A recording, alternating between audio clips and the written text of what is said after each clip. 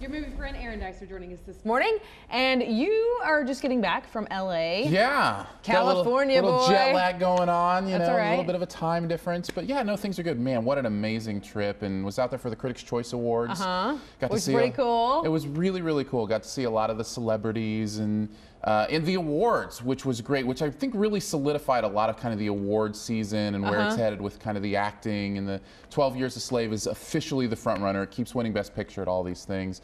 Matthew McConaughey. Which you predicted. Yes. Matthew McConaughey, front runner for Best Actor. Kate Blanchett for Best Actress. I think it's just really solidifying now with the awards. But we had a great time. All right, so we have some pictures to show from you being there. Yes.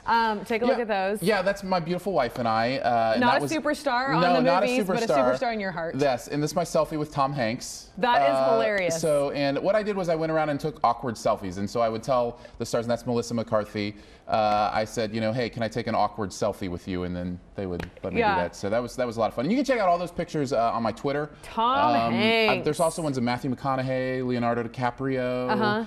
What was Sandra Bullock. The coolest experience or the coolest person? Tom Hanks is everything you expect him to be. He is, you know, now all of the celebrities were really nice, and you could tell they got the game. You know, these are the critics and we want to be nice to them and that kind of thing. But Tom Hanks was different. He just totally connected. It was like he was the one person that cared about who you were and why you were there. And he's everything you expect him to be. And he told me after I took the picture with him that he looked like his dad in the picture. That's funny. Which we all identify with as we get older. You know, we start to look like our parents. So. When you said that you're from Springfield, Missouri, did they know where that was?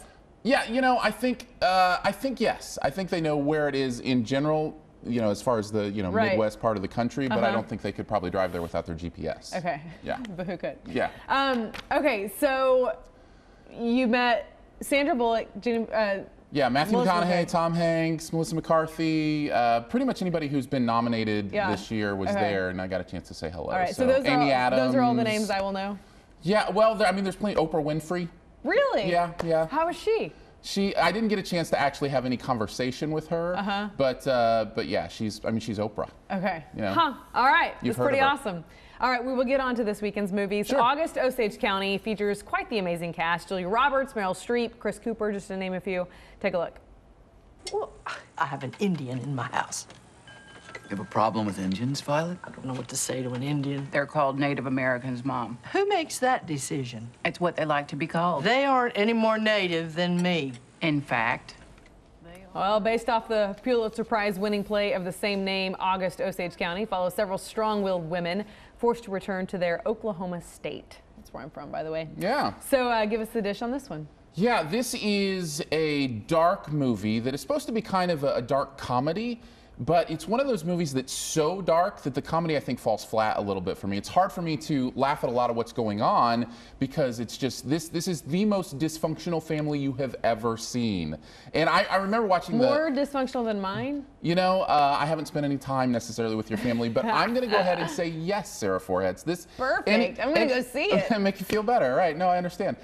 This is one of those things where you watch it and you just kind of get depressed. And I was sad when I saw the trailer afterwards, and it makes it look like this fun comedy where, you know, it's kind of, and it's not. You walk away really, really depressed. So, so it's supposed to be a comedy, but not necessarily. I wouldn't say it is. So as far as acting goes, I mean, Julia Roberts, Meryl Streep, they're both nominated. Names. Yeah, they're both nominated for Oscars, and deservedly so. And the rest of the acting in this is really good as well. Chris Cooper, Abigail Breslin, Ewan McGregor is really, really good in this. So the acting in this is stellar and really good, but beside that, the story just doesn't necessarily work for me. Right.